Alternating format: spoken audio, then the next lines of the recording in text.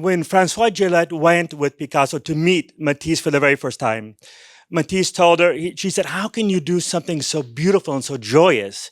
And he said, that is a poor reflection, because I was so depressed when I painted this. I was contemplating suicide, and I thought this was the last painting I would ever do.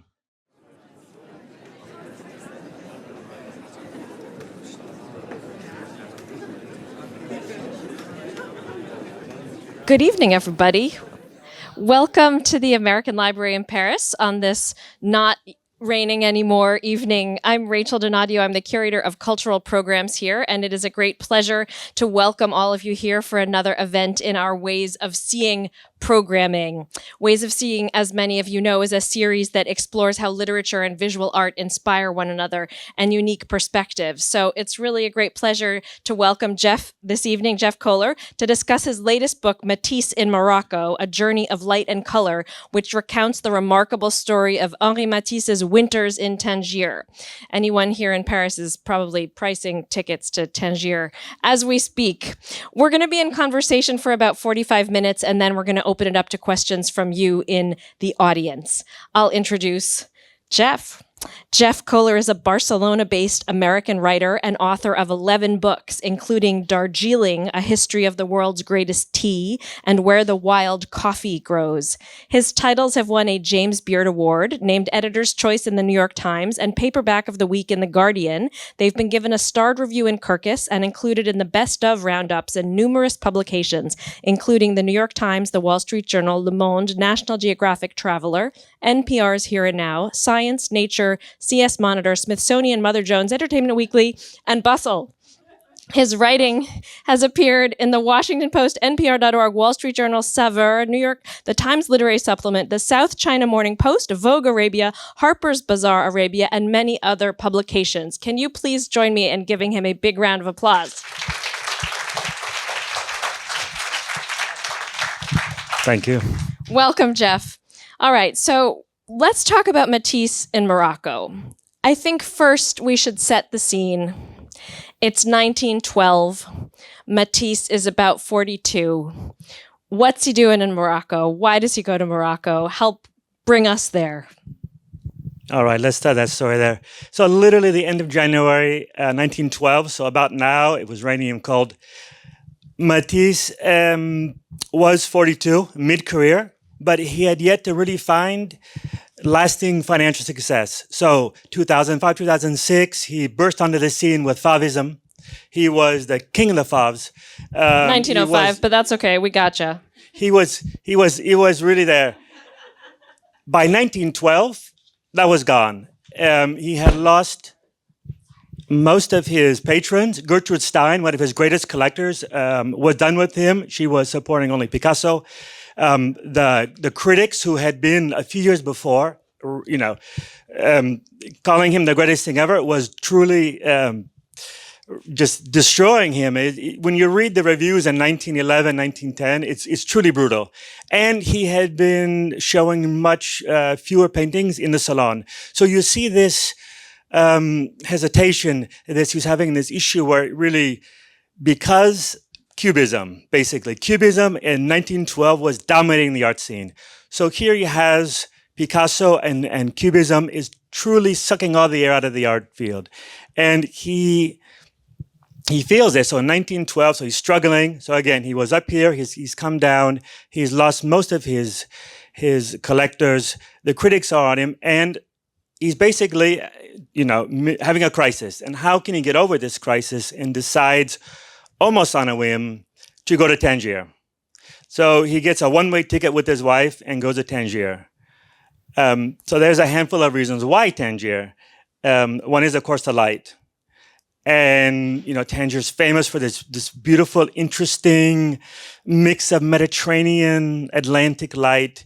He'd heard from his friends who'd been there before, just perfect, good light, but very stable. And stability in light for Matisse is fundamental.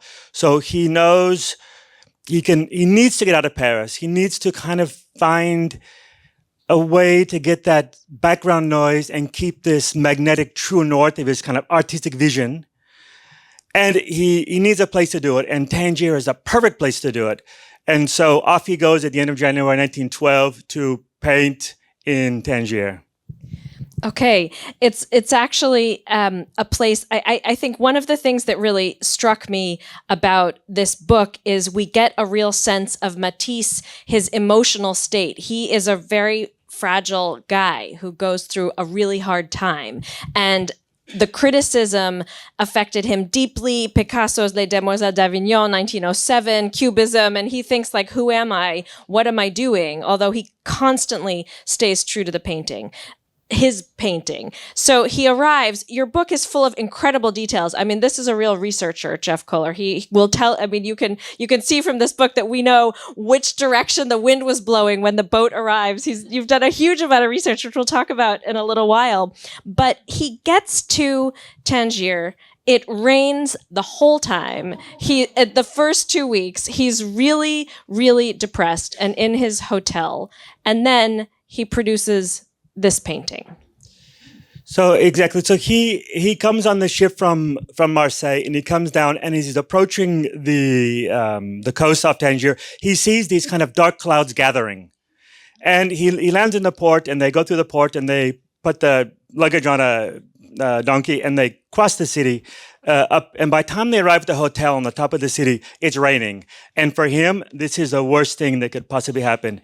And it rained for 2 weeks straight. And it is unheard of almost to have so much rain in Tangier. And for him, it was absolutely devastating. But he's also a worker. So after some days, and well, of course, the first thing he does is he sends 1,000 letters to everybody complaining about the weather. The first thing he realized with Matisse is he's obsessed by weather.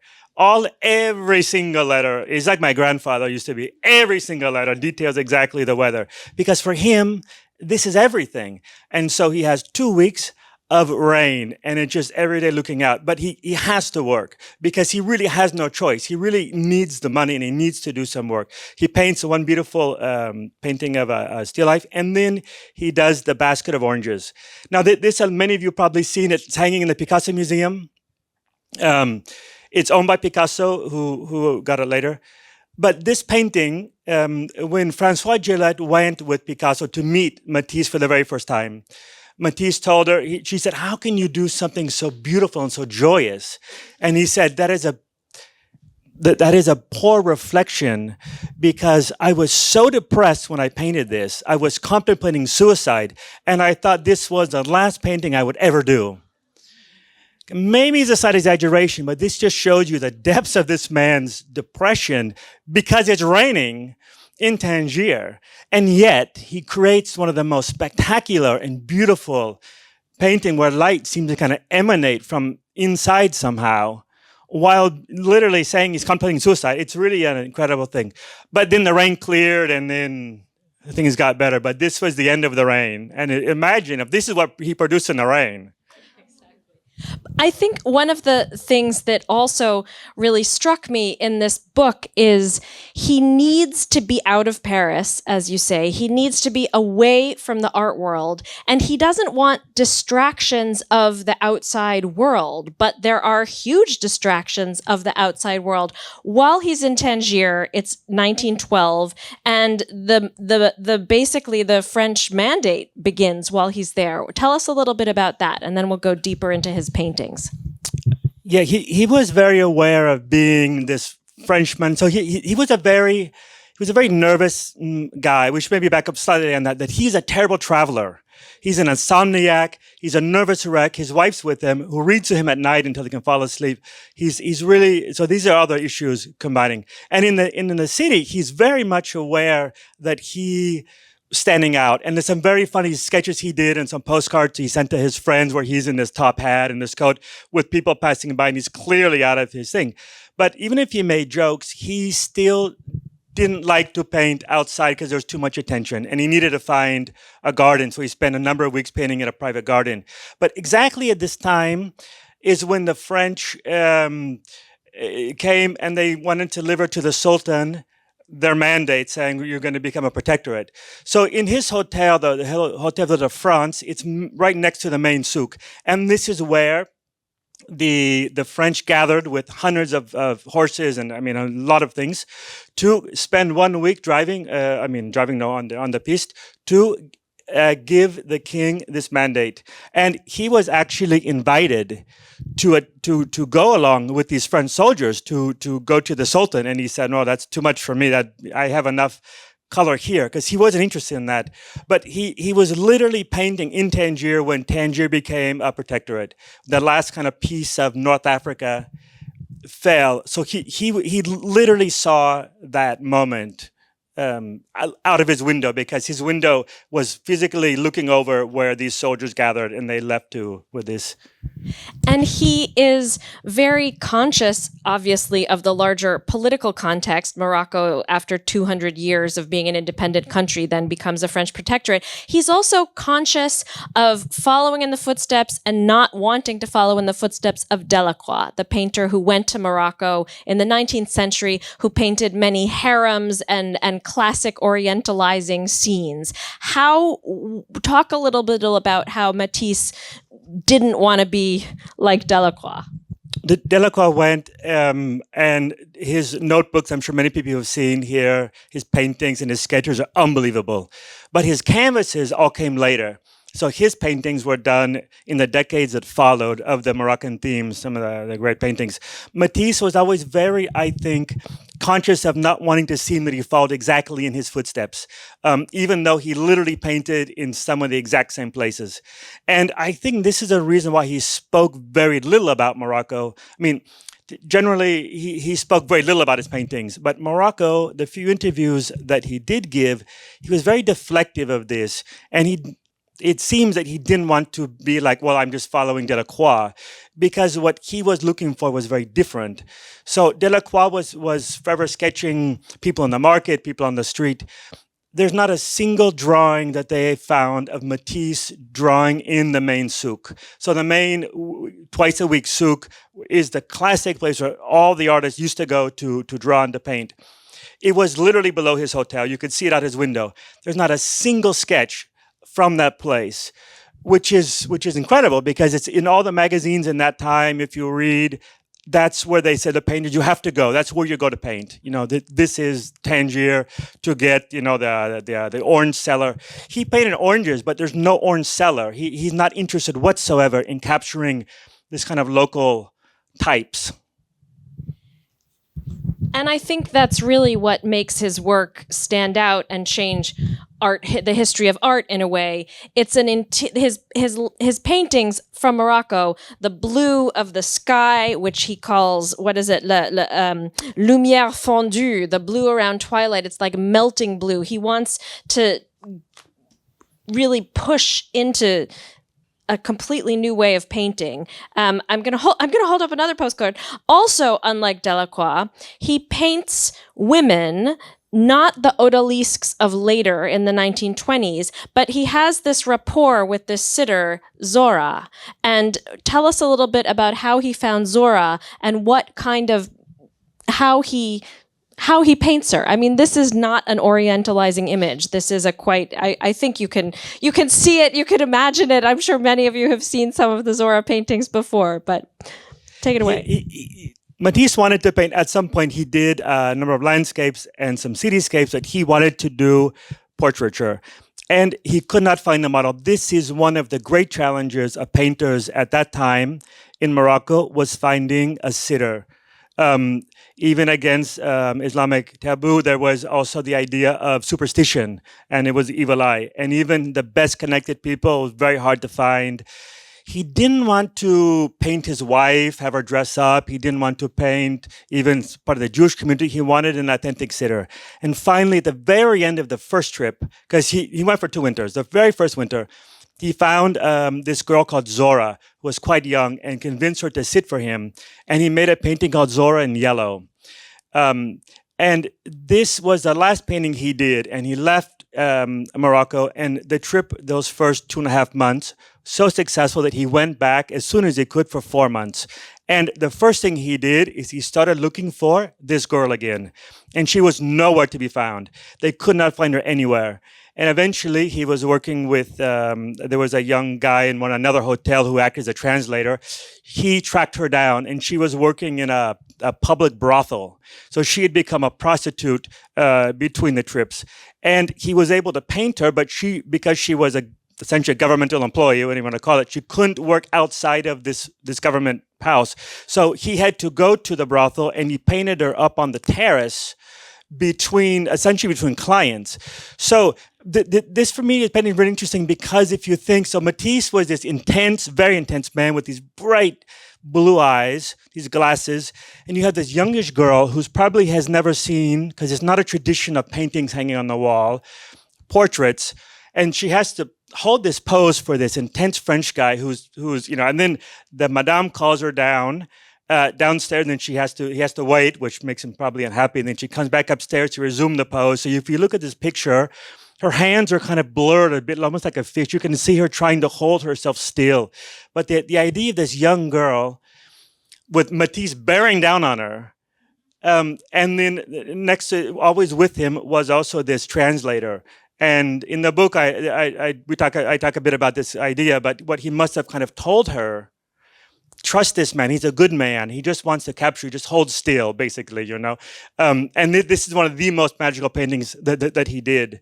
He did two paintings of her. The second one is almost more like a saint, and it goes to his patrons. But really, if you look at his later odalisques that he did in Nice in the 20s, where he's painting essentially film extras, often essentially these things, and yet this is a literal prostitute that he's painting like a saint. It's a whole different kind of concept. There's clearly a connection that he has with this girl. You can just see it in that moment. And the painting in when you see the painting, I'm sure some of you have seen it. It's come, I think, a few times to Paris. It's truly one of the most magical paintings he ever did, for sure. And when you say that there are other paintings of Zora that make her look like a saint, heavily influenced by Orthodox icons, this painting is in the Pushkin Museum in Moscow. Some of you might have seen it when it was in Paris for the Louis Vuitton Foundation show of the collections of Shukin and Morozov, who were two of Matisse's great collectors. So let's talk a little bit about them, and then we'll look at more of the paintings, because without those collectors, this art would not exist. So these were the only two collectors who really he had at this point, and they were essentially buying almost everything he was doing, at least all the good stuff, in this really rich period. Like the dance and the music, what they did is, I think Shukin had 52 of his paintings that he bought from this period. I mean, it's incredible. And they were bought not as an investment, but they were bought and they were hung. And this is, even as Matisse acknowledges, even riskier than painting them. And Shunkin, they both lived in Moscow, a handful of blocks from each other. Shunkin's collection filled the walls, 3, 4, 5 high, and people used to be able to go visit. So if you look at the Bedecker's Guide to Moscow of 1912, I think it is, 1913, you see it makes a mention that you can visit the collection of this guy if you call this number or whatever. You could visit. Mozarov was opposite. He was very secretive, and almost nobody could visit. But Shunkin wanted to be a part of the process, and so he trusted him. And this was really, I think, the saving grace of Matisse in this period, having the faith of these two men, both working in textiles, which was a kind of a family link, who supported him. And so he did the famous triptych Zora. These went to one of them, and he took him in the end. And Shunkin bought a number of other things. But they were really the reason he went. But also that support was really, I think, the biggest support he had at that moment were from these two men.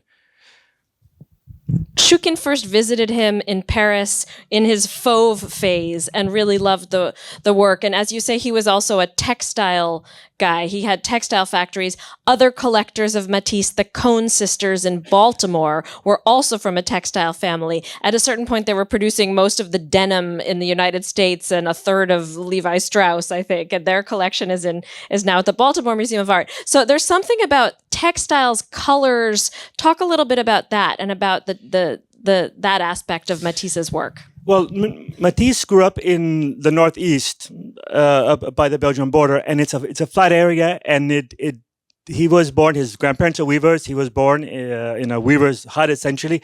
And where he grew up, there was no galleries, there was no sculpture. But what they had these beautiful silks and dyes. So his town and this area was very famous for making textiles, for especially silks, for the fashion houses in Paris. So what he had was this richness, was this visual in textiles, in this, the colors and the patterns is what they had artistically or visually. And you can see that, for instance, you see the textiles, of course, that this one that he took with him to Tangier, the one on the thing, this comes from France. I mean, he loved these. He collected these his whole life. He had this big trunk, and he was always gathering them. He traveled around. But this element, I think, it's certainly not coincidental that his three biggest collectors, these two Russians and the Cohen sisters, are textile people, and they have a shared, because Matisse came quite late to painting. He didn't start until he was older, so he didn't have the typical young education of art, but he had this incredible visual vocabulary and intelligence that came from growing up around textiles and patterns that certainly had a connection with his greatest collectors. I mean, this clearly is an important tie to them. His use of color was so radical. Just to back up to the moment of the crisis that led him to go to Tangier, his patrons, the Leo Stein, saw Matisse's portrait of Woman with a Hat, which is of Matisse's wife, the one who was a hat maker and was supporting him by selling hats. And he called it the nastiest smear of paint I have ever seen. There was something that was so problematic and radical about his use of color at that time that then over the years we've come to really love. What was he doing differently with color? Well, in his Fauve period, you see, it was like an explosion. It's like dynamite. It really, this kind of vibrant, it's coming at you. It's almost violent, the colors of Fauvism. What you see in Tangier is the colors softened. They became, instead of a scream, they're kind of an exhale. And you see this, they're more romantic, but it's a real shift in these colors that happens in Morocco at this time period for sure. And if you compare to the early ones, but he talks about this. It's like, our brushes were like sticks of dynamite. I mean, we were exploding these, but it's really a violence in the colors of Fauvism. And you see with his first winter, he did a handful of garden paintings, and you see this kind of nature suddenly is coming back, and it's exhaling, as I said, as opposed to screaming. And that, you see certainly, the blues, of course, and then the blues really came alive in Morocco, because the blues, they say, I'm sure many have been to Tangier, but it's in the sea, it's everywhere around you. You're surrounded by the blues, and the blue is one of his identifiable colors. And clearly, he must have felt really at home, because he always talks about his first time in the Mediterranean, going to Corsica and seeing Mediterranean light for the first time was hugely important for him. And in Tangier was a slight difference in blues, because the light changes, and in the afternoons, those of you who've been there, you'll know it changes. The white's almost kind of purplish, and it's always kind of these shades that he must have truly. I mean, obviously, it's in his paintings. It's the blue is the color of the Morocco paintings. They reach a whole spiritual level. He went there and kind of slowed down so that these feelings and new perspectives could emerge. This Porte de la Casbah, which he also painted in 1912, is also in the Pushkin Museum. Just as an aside, I had a poster of this on my wall from when I was in college. And once I went to Moscow in 2015, when it was still possible to go, and I was at the Pushkin Museum, and I turned a corner and I saw this painting and I just cried. I don't know, there's something that I find extremely moving about it. It brings us into a whole new dimension. What's the history of this painting? What was he up to when he was doing this, and what do we see in it? He was just he was just beginning to explore the city. It stopped raining. He was in the Casbah, and he was exploring it. And in the Casbah, you can still stand. You can pass through here basically, and just on the left, this Use your path, imaginations, guys. this path for me, he's basically saying he's leading you down this red path into the arc, which is clearly in the Arabic world. And if you look at the painting, the real painting up close, you can start to pick out. There's a palm tree. You can see one picture of a mosque. You can see the view is not that different now, actually. There's a few buildings in the way, but you can pick it out. But he's just beginning to explore the city, and he's finally kind of coming out into it. One of the things that I think is also worth exploring here is the idea of the decorative. You talk about this, and the idea of Islamic art being a lot of patterns, right? Different patterns. We use decorative often as a term that's like, oh, lesser. But there's something about the art of the Islamic world, non-figurative, that has a whole other dimension. And that's something that I think he was also looking at. Tell us a little bit about that. For sure. I mean, at that time, decorative was considered really pejorative, and this was a real criticism. And he had been the previous winter in Granada and in Sevilla, and so he was beginning to see some of this. And the previous years, he was very influenced by Islamic art in a handful of exhibitions that he went to, a famous one in Munich, some in Paris. But he began to see this kind of non-European way of depicting things, the decorative elements, the flatness, and these things. But Islamic art is a living art, and it's around you. It's in the ceilings, it's in the carpets. It's this kind of patterning, and it was important, I think, for him to actually go to be there, where he had seen some exhibitions of Persian miniatures or things that could be brought and shown, but to actually be in Morocco and to be in this living art of Islamic art, definitely also showed him that, decoration had depth and profoundness, and it wasn't just what as you say, it's not decorative. There's more to it than that. And maybe we should talk a little about the paintings that were bought by Shukin and Morozov, the 53 Matisses and so many other paintings that go to Russia. They're nationalized, and we don't know for decades whether these paintings exist. When do we know that they're still okay, and when do they reemerge into our view? Well, this is one of the biggest points of my starting point of the book. Is I always wondered, why isn't there a bigger association of Matisse and Morocco? Like many other painters, considering how profound the influence of this visit was. And one of the reasons is he did basically 24 major canvases. Half of them, at least, went to Russia, including, in many cases, the best ones. They went to Russia and they hung on the walls of these two collectors for a few years. And then the Russian Revolution happened, and they were nationalized. So the Russian government took both collections and the buildings, and then they combined them, and they became a part of the Russian National Collection. And then pretty soon, they just disappeared because they were really bourgeois decadents. And so the Second World War came, they were shipped off to Siberia to be protected. And then when they came back after the war, they were still considered to be absolute they weren't for the people, and there was a lot of talk about destroying them because they had no use. And so they actually went and they were going to they took them out and they literally looked at destroying them. And in the end, they didn't, but they went back into storage. So many of these paintings, they did not emerge until the 50s, until the 60s, some until the 1970s. So when Matisse died in the 1950s, he literally didn't know if some of these paintings were even still in existence. They had no idea. There was later a magazine piece published, some grainy photos of a few paintings of his hanging, as the writer said, like laundry, like wash over a drying rod. They were gone. And for many decades. So this was, I think, a big part of why we don't have that association. The other part, though, to answer the question, I think next, is he never really spoke about it. And he really didn't talk too much about his art. And one of the things he used to tell his students, because he had for a few years a studio here in Paris, he said, do you want to be an artist? The first thing you do is you have to cut out your tongue.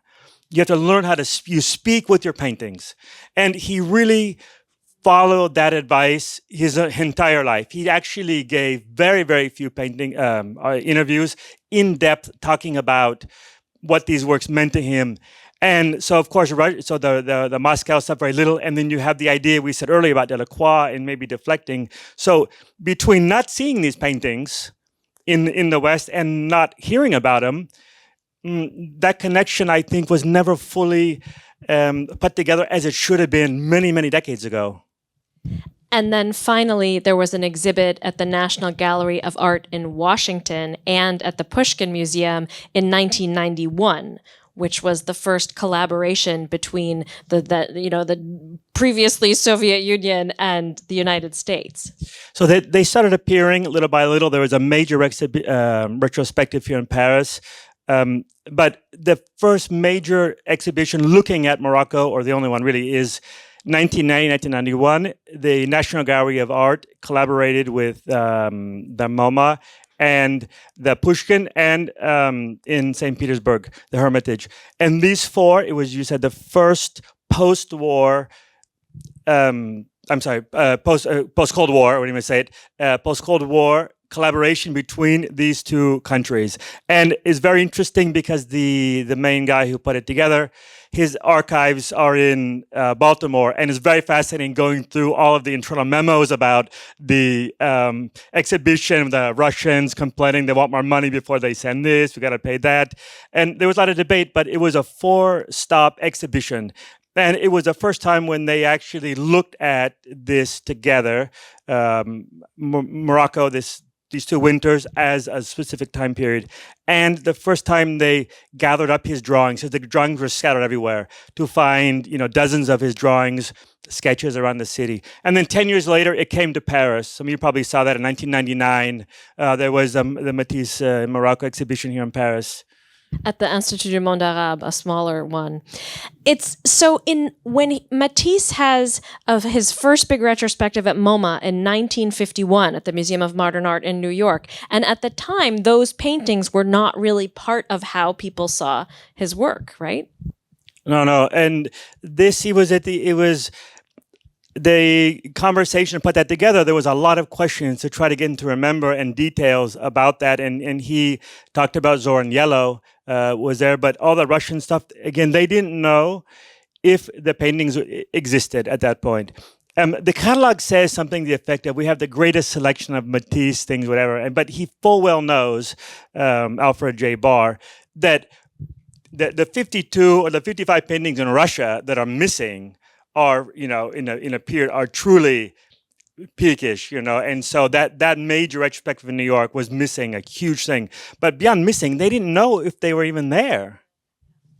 And one thing that, Shukin, the Russian collector, who has a terribly tragic life, his wife dies, a brother dies, his son dies, they nationalize his art. He winds up living in Paris, actually. He manages to get his money out and cross the border. But there's one painting that Matisse did of the cafe in Morocco, which is this kind of flat. I'll try to hold up a picture in a minute. But Shukin tells him that this gives him a lot of consolation somehow, this painting. The last painting that Matisse did in Morocco was called The Moroccan Cafe, and it's this big, giant painting. And basically, it's as far as he could have gone in his style at that point. And he knew that when he finished, he literally went and bought tickets home and he left. And this painting, he couldn't sell it, though. He had a really hard time selling it. His gallery, just before his second trip, his gallery had renegotiated his contract, and they actually kept his rates the same, which is a big slap, and they put some clauses about the big painting. So he had 2 big paintings that they refused to take, and he could not sell. So the wife was talking to Shunkin, so finally convinced Shunkin to buy the Moroccan Cafe, which is truly one of his masterpieces. And Shunkin hung it. And he used to say that it was really what made him relax. It's truly a painting about relaxation.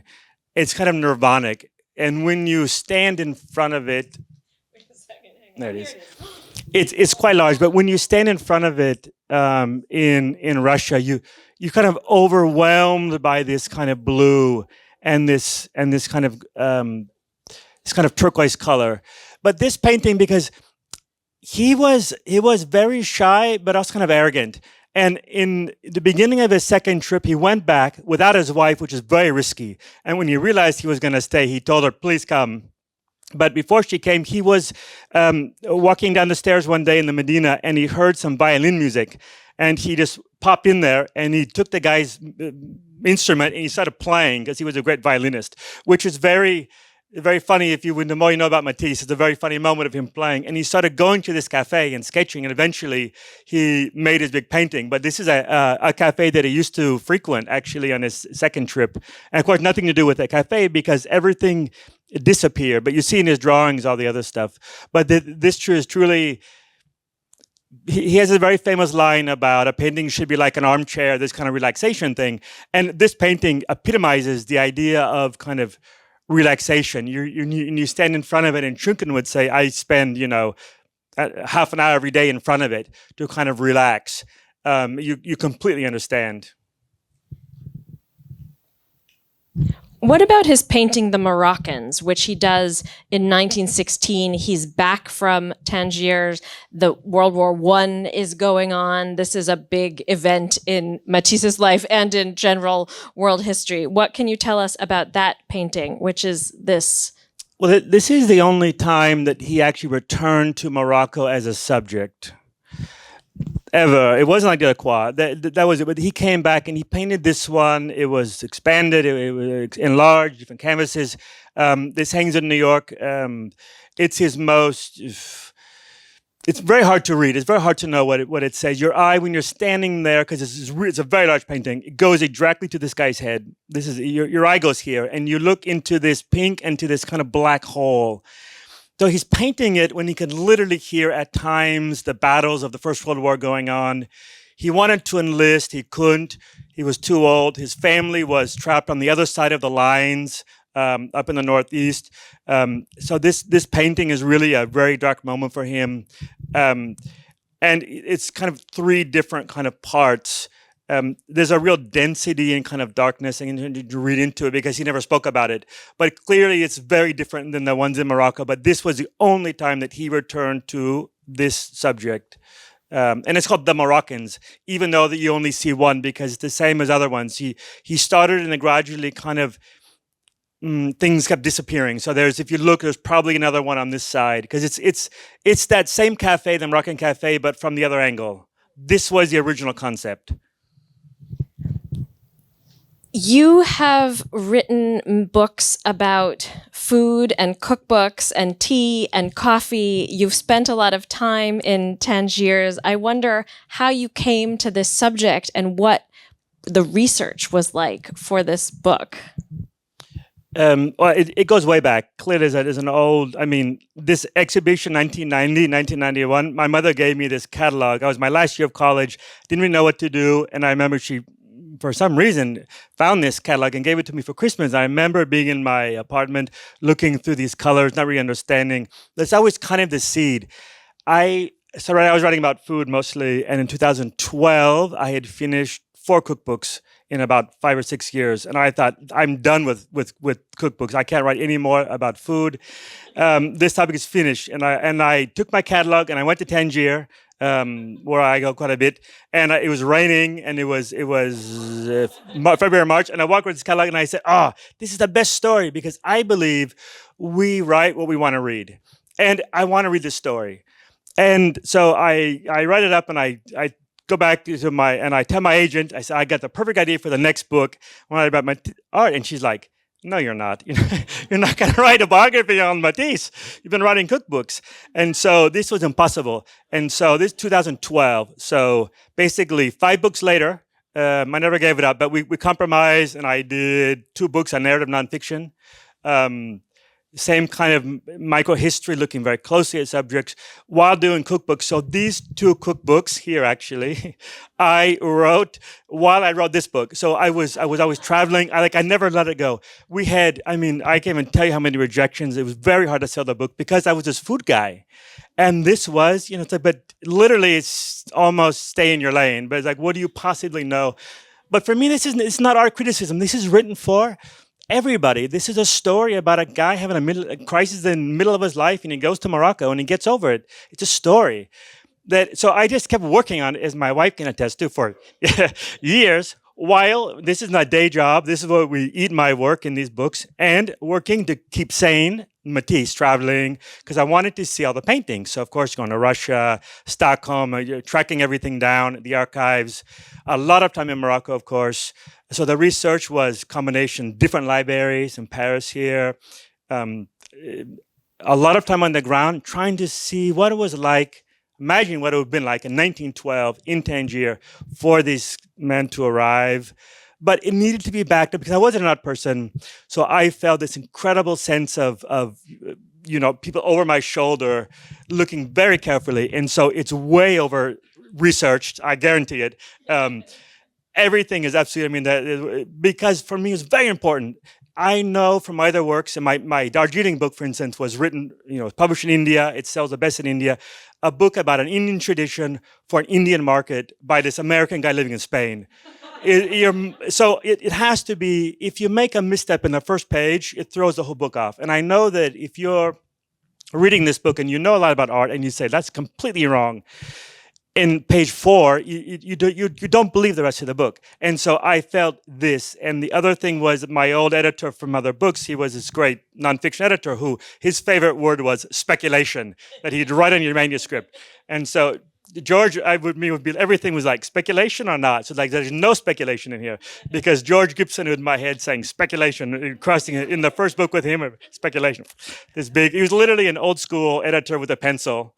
And all those curious notes of I don't see it anymore. But I had to download this whole sheet to understand his correction. No, now you'd love to get that kind of editing back. But so between those two things, this book was written kind of while I was cooking. So. Amazing. And it's also what makes the book so engaging. We can read art historical books about Matisse. Many of us probably have, but we don't know who else was in the hotel, what the vibe was in the city then. And you found some incredible stuff like letters from an Australian painter she was living in Tangier at the same time, whereas Matisse didn't really talk much or write much except to complain about the weather. She wrote these copious letters and you found out about his life from her. Yeah, so this kind of research, there's a lot of parallel research. So he's not sending, I can't access too many things that he was writing about room 35 in this hotel. But in my research, I find there's this Australian painter who's pretty spectacular, and she wrote endlessly to her sister and her mother, and she arrived 1 week later and left 1 week after him. So this exact first period, and then she returned. Baedeker's Guide to the Mediterranean Seaports of 1911 is really interesting. But the details about the weather, for instance, that was much more complicated because there was a newspaper published in Tangier 3 times a week. And I found one place that had this microfilm recorded in Tangier, and I spent like 2 days, and I almost lost my eyesight going through this terrible microfilm, looking because I wanted to know if he exaggerated the weather, or if actually was as bad as he used to write in all of his letters. And he did not exaggerate. Believe me, I was amazed how bad the weather was, and it was interesting to see the weather report because they reported and the sea conditions and the wind and the little details. And also looking for any reference to him. So I spent, there's a lot of time in this place looking in this old microfilm thing. And I did find one mention of Matisse that the newspaper recorded him leaving, but it misspelled his name. So if you can, because I used to report who's coming. These newspapers are great. They'd always say like, on this ship was coming, blah, blah, blah, blah, on this ship. And they would say usually the big names. And they always said, on this ship arrived today with 47 Germans, 13. I mean, it's very clear because this was the news of the day. And the notable people, so-and-so arriving to paint for the season in Tangier. And again, Matisse, so looking every column of these papers, and finally I see Matisse with 2 T's, Mattiss. You're like, okay, there he finally made the newspaper in Tangier, but I misspelled his name. What were some of your biggest surprises in the research for this book? And what did you think how did you go into this with certain questions? And are there still lingering questions for you about this period of Matisse's journey? I mean, the first thing you think is, why has nobody else written this book?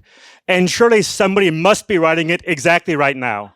And so you write the whole book paranoid. You're going to open one day and see this great book that's coming next month.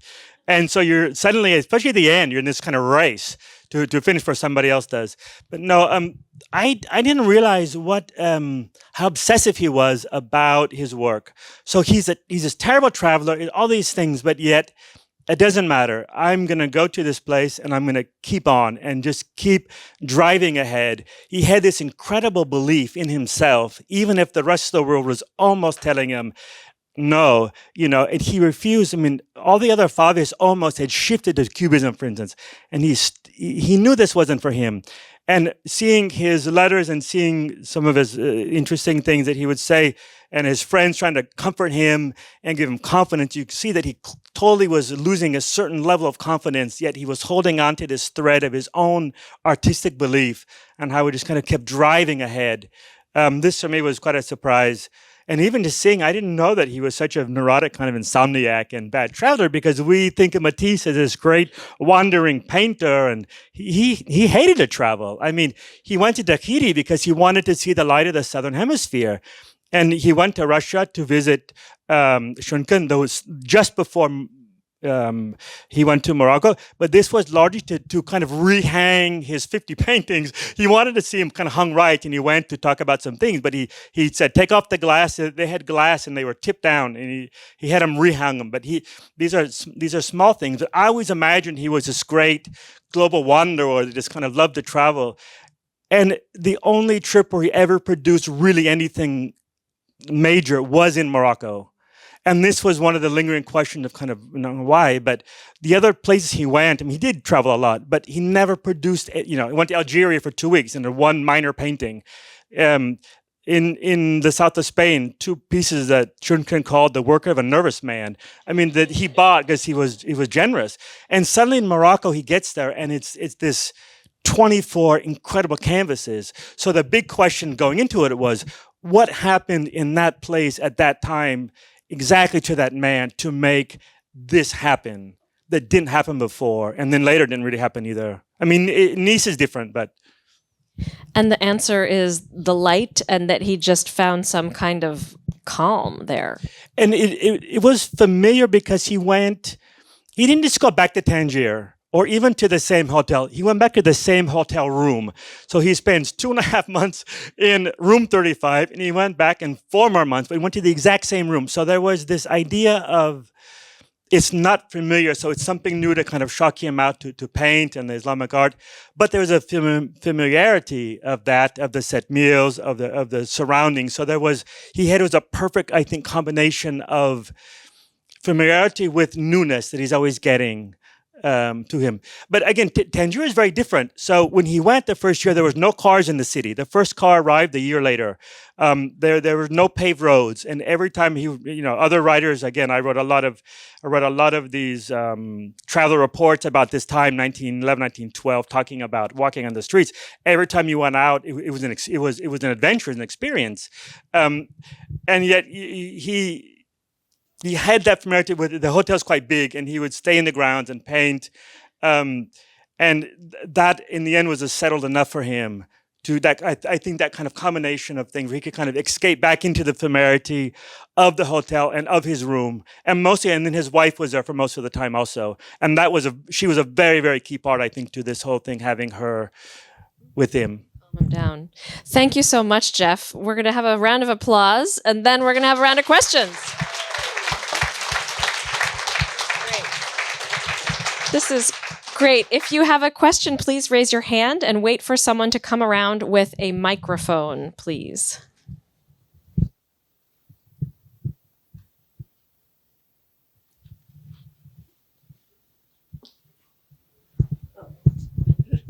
Thank you so much. I really enjoyed that. The weather is terrible. I just got back from Egypt. Yeah, but it's great. Anyway, 1912 was the pivot year, and you talked a little bit enough about Picasso, and that's not interesting.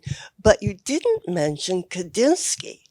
And in 1912, Hartley made a pilgrimage to Germany to see Kandinsky. Question? Yeah, okay. And Duchamp did as well. And Kandinsky had published the spiritual in art. He had been in Morocco in 1904, and he was the blue writer. So he had the blue, he had Morocco. Why didn't Matisse think about Kandinsky as maybe an inspiration? So the question is, Yeah. why didn't Matisse think of Kandinsky as an Yeah. inspiration? I didn't come across him referring to that, but certainly there was a tradition or a number of painters who went to the same hotel. And I believe he went to the Villa de France. It was a hotel. So there was kind of this tradition of painters kind of going there. And I think also that's one reason why maybe Tangier was on his thing, because he knew there was a number of people that had gone in the years before him and been quite successful or quite influenced by him. But I can't say that I came across the direct connection of an influence there with that. But certainly the painters who went in the previous years, well, Marquette, and there was Charles Cawan went. He clearly had seen some of that, and I think that there was also some talk about the hotel recommendation, which is a very important element. So Gertrude Stein recommended it to somebody, and it got recommended. And Marquette, when you look in the guest book of the hotel, there's kind of an interesting. Now we pick them out, these kind of key figures, but there was certainly a sense, I think, in Paris of Tangier was, even if it was seemingly far away, it really wasn't that far, and it was kind of the closest place to go for such a different environment, maybe. Is there another question? Riley, we have some people. I was wondering, so you said that he was a sort of repelled by Cubism, perhaps for some kind of ideological reason post-war. Perhaps, I don't know that much about it. Did you glean anything, and you can correct me if I'm misunderstanding that, but did you glean anything from the paintings in Morocco that kind of expose his worldview, or something in a similar way that parallel to Cubism, perhaps? You mean this general worldview? I mean, certainly one thing that you don't see, and it's an opposite question or answer is there's no political view. So this is something you see through him later also. But the fact is, I was saying that he was there 1912 when it became a protectorate. So I think Edith Wharton went just after, and she wrote a book called In Morocco. And this book is a classic example of looking back already to the glory days before it was conquered by the French. I would think that for some other people, there would be almost an instinct to try to capture these last moments of the thing. But you never feel that with him. He was really an unpolitical painter. Again, even in his letters, there's like a single mention of that. It's all weather, believe me. But that, it wasn't because he was interested. It's more important. But he lived through some of the darkest times, very close. With his daughter and his wife, and you don't see that political view, for instance, as a worldview. I'm not sure. There was a question from a gentleman on the aisle here, Riley, and then. Thank you for the great book and the great talk. You mentioned about the kind of the trip to Tangier was sort of spur of the moment of depression, but surely there is a tradition within at least the French Orientalist tradition of going to the Orient, quote unquote, to get rejuvenated. You go back, for example, to Flaubert. When he fails in Tentation de Saint-Antoine, he goes to Egypt and gets rejuvenated and writes Madame Bovary. And, in terms of Matisse, I was wondering if you could say more about his relationship to Orientalism. You said that he was not quite Delacroix, but surely the paintings that we're all familiar with, all his odalisques, are very much inscribed within that Orientalist tradition. So I was wondering if you could say more about that. This is clearly one of the big questions: is he Orientalist or not? He rejected most of the tenets of Orientalism. He wasn't interested in these types, in the idea of the sexually available woman and these things. Maybe if you argue the painting that's the most Orientalist or Oriental of his paintings, which isn't Oriental, is the one of the seated and the standing Riffian. So he did two portraits of a Riffian man. So these are the ones that you can look at. Is he capturing, is he romanticizing this? This is the standing one, and there's a seated one. that sometimes saying, is he showing his great robe? Is this the classic Orientalism element of kind of showing up this thing? What I find interesting in my research on this was reading a couple of North African writers addressing this topic, and to them, one was an Algerian writer who had said, to me, this is not Orientalism. This is he's showing these amazing clothes, not to try to show that, but to bring out a unique identity, and he's showing us as individuals, not as postcard things. And that Tahar Benjeloun, for instance, he also writes about this, saying that he found, these people are individuals. They're not types. He's not looking down upon us. That he's finding, he's seeing us. He's seeing us as people, and he's sharing that. And for us, and that is a different approach to the painting. The idea of this Riffian man, as of Tahar Benjeloun would say, he's allowing Matisse to capture him. He's never going to show exactly what's in his face, but he's allowing Matisse to paint him. But with that, the idea that he's showing is that it's individual, as opposed to kind of a type. So you had at that time a lot of showing. It was very fashionable, very popular to sell kind of these types. So you had the market seller, you had all these kind of types. He was not interested in these types whatsoever. That's very clear. And the closest you would say is, well, this man, this Riffian man, but even when he captures him, it's very different than what other Orientalist painting maybe were capturing and then just kind of showing it. But yeah, I think this is a really interesting debate because it isn't really so clear. Of course, he's this French man who's painting in Morocco and capturing these women, painting this young prostitute in a brothel. But the idea that his way of looking at them is not Orientalist in that sense, but far more respectful, and what he wants to create this moment, this relationship. So what's your next project? She asked what your next project is. Oh, I would never say, because I'm terribly superstitious about this. Even with this book, like you kind of research and you kind of only hint that you're doing some project. You're never going to say, because what we see, and also with this book, for instance, with Faidan is a classic example. You sign a contract and they make the public announcement like weeks before the book is published, because they have this belief that I think that if people kind of hear you doing it, that's kind of an interesting idea. And these are kind of long projects and you don't want to kind of get beat. But no, I mean, now I try to work kind of parallel projects. So I kind of writing about culture and also about food. So we're looking at some different kind of, well, at the moment we're actually just kind of negotiating some ideas, but I will do another food book. Again, that's the day thing. That's, spend the time in the kitchen. We eat that part, and then the art book is the part to keep the brain kind of going at night.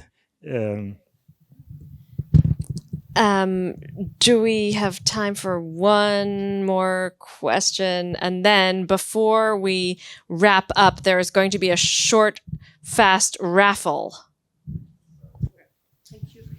of a book. Thank you. It was fantastically interesting, everything you have to say. I'm delighted to be here. My question is, Morocco got Matisse over his crisis. I understand that at the time he went to Morocco, the art market had a lack of appreciation of his work. I mean, he had trouble getting buyers, that's what I understand. What I'd like to know is, what are your thoughts on when did the art market's appreciation of him change, and what triggered that change in terms of timescale? It's kind of out beyond the scope of your book, but I would be interested in your thoughts on it. When did the art market change its appreciation of Matisse, and what kind of triggered that? Oh, for a long time. I mean, it was the French government didn't actually purchase one of his major canvases until I think it was the Odalisque I think it's in here actually, in red culottes. Quite late. It was after the Odalisque series. It came quite late, and he was really painting against. I think it's the very end. He was really painting against. So this Australian painter, for instance, this woman was there. The same time as Matisse. She had a couple exhibitions in Paris with her paintings because they were completely Orientalist paintings, 100%, and they were very, very fashionable and much easier to sell. This is the first Showing one that pictures was of naked acquired ladies by here. the French government, I believe. So this was from 1921, but they bought it later. So it didn't come till after that, really. His market value was going up, and then at that point, with the Odalisques is when he found his success and he made his money. He kept on. He did. 100. I don't. He did many, and he was quite criticized by the end because he just kept doing them. This was one of the things that now we love him and people love him, but even by the end, the critics were like, okay, I mean, we kind of get it, but this is where he finally found the money and the value went way up, and he finally found that kind of security. So it was quite late in Nice in the 20s. Go. And we still love him. A big round of applause for Jeff. Thank you.